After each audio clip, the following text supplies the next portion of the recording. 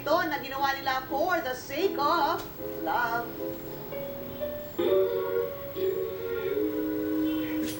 Kung nakakakilig ang mga romantic wedding proposal sa pelikula, siguradong mas kikiligin ka kung sa totoong buhay ay with production value din ang pagtatanong ng $1 million question na, will you marry me?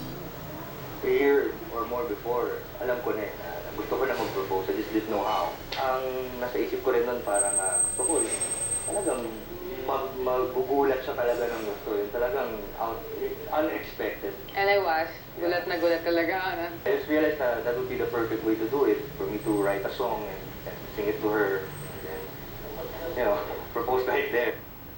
At ngayon, matapos ang mahigit isang taon na pagsasama, nananatiling magical moment para sa kanilang dalawa ang gabing iyon. I, for one, like the fact that he really made the effort. Hindi kasi siya showy na tao. I did not expect na he would show it to the whole world.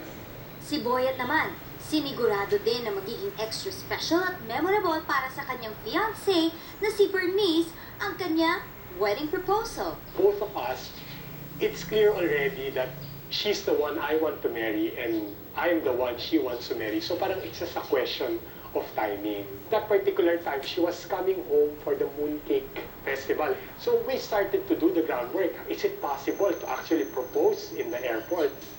At pinatunayan niyang love conquers all dahil after all his great effort, ay naganap ang kanilang magical moment sa mismong Centennial Airport.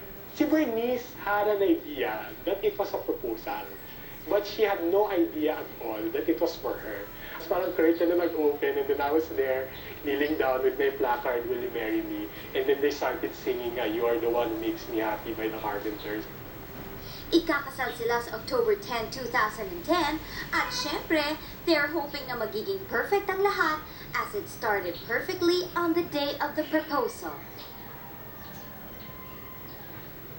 Grabe naman, Boyet, nakakaiyak yung proposal mo. Pati itong mga to, napanood na yun. Ginawa na yun hanggang ngayon, touched pa rin sila. Siguradong hindi na makakahindi ang babae kapag ganyan naman ang ginawang proposal, di ba? Eh kapag humindi pa yun, ewan ko na.